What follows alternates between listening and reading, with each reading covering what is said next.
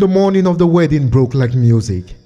Sunlight slipped over the red rooftops of Nkofo Estate, gilding the with hibiscus petals still heavy from last night's rain. Women's laughter rippled through the air as cousins and aunties moved in a rush of wrappers, trays, and perfumes.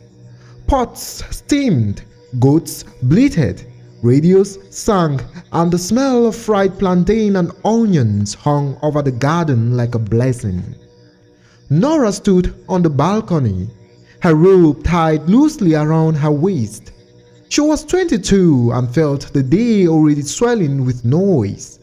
Below, a white canopy had been raised, chairs in neat rows, ribbons fluttering in blue and gold, her sister Adana's wedding colors. Someone shouted from the kitchen, "Nora! The caterer is calling your name, oh!" She sighed, brushing her hair back. It was not her wedding day, but everyone treated her as though it were her responsibility to make it perfect.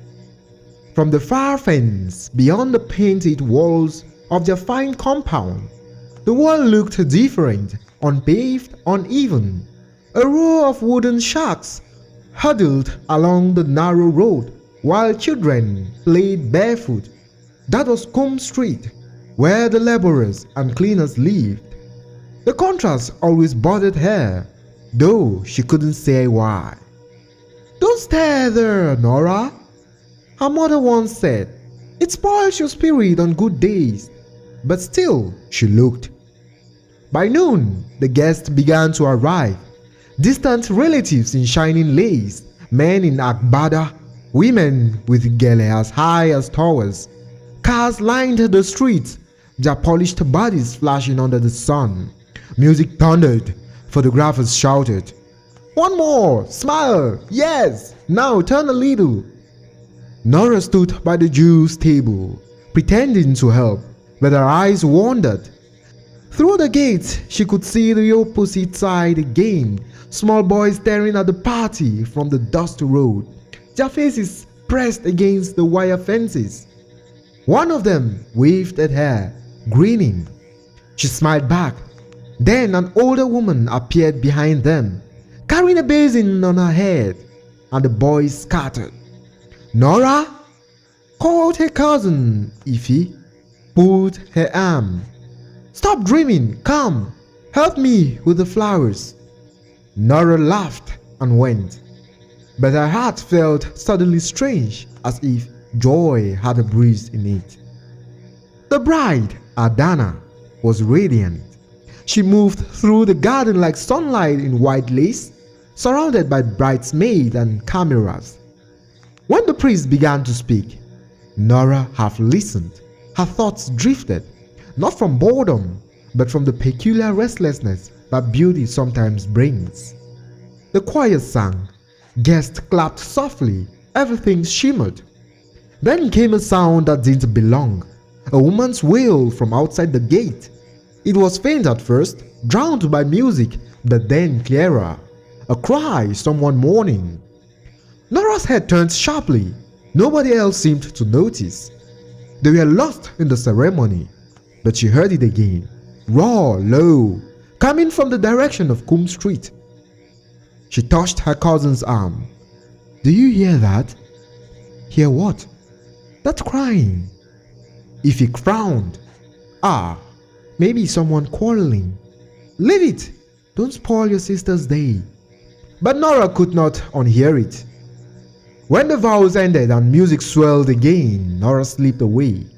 She walked quietly down the driveway, past the cars and vendors, until she reached the gate. Outside, the air changed, hotter, dustier.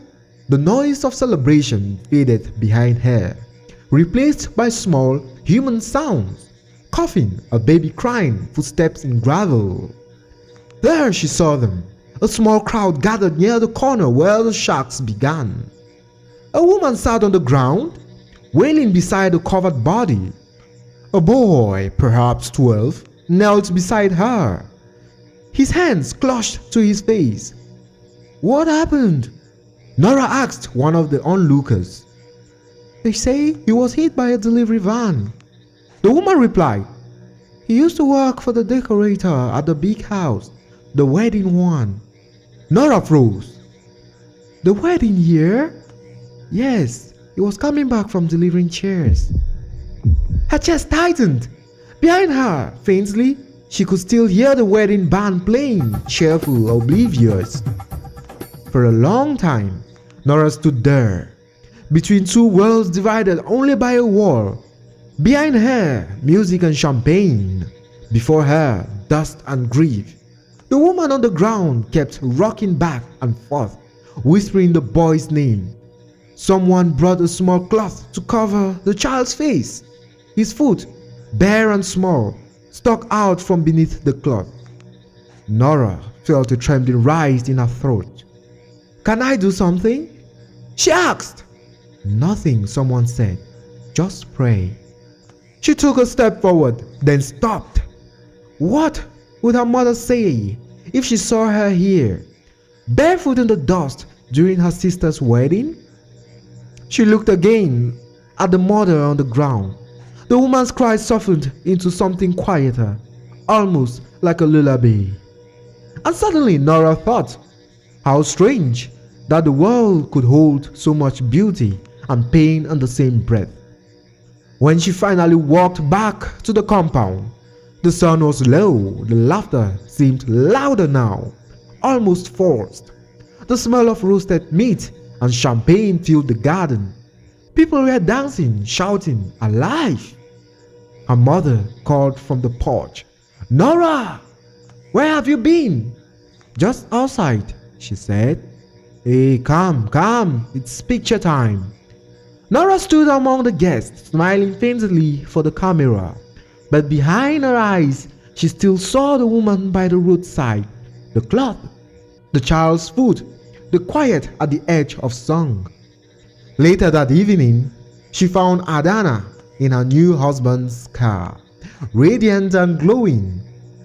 Was it perfect? Adana asked, laughing. Nora hesitated. Yes, she said softly. Perfect. But something in her tone made Adana look at her curiously. When the last guest left and the lights went out, Nora sat alone in the garden. The air was warm and still. The ribbons fluttered faintly on the chairs. She thought of how fragile the day had been, a glass thing, gleaming on the surface, but already cracked underneath. Her mother came out, tired, her wrapper loose. It was a good day, she said. Adana looked like a queen. Yes, said Nora, she did. Her mother smiled faintly. You will have your turn soon. Nora looked toward the dark street beyond the wall. Maybe, she said, but I'll invite everyone. Her mother laughed. Even strangers? Yes, she said, especially them. The older woman shook her head and went inside. Nora stayed until the candles burned out. It rained on the morning Nora went back to Coombe Street. The shacks looked smaller than she remembered, but the same children played in the puddles. She carried a basket of clothes and food, gifts she had gathered quietly. When she reached the house of the woman who had lost her son, she hesitated. The woman recognized her, then smiled faintly, surprised. You came back, she said. Yes, Nora said, I wanted to. They sat together, talking softly. No speeches, no pity. Just two women sharing tea while rain tapped on the zinc roof. And as Nora listened to the rhythm of the rain, she thought, life was not cruel, only careless sometimes. But we could learn to care. The Wedding Guest is a meditation on the thin boundary between privilege and empathy. Nora's awakening is subtle. She does not reject her world, but she learns to see it differently. Her gesture is the epilogue, returning quietly without audience, is the true ceremony of the story, an act of human recognition. The story asks no questions of guilt, only of awareness. It's moral, it's not loud, but luminous. that kindness begins where attention depends.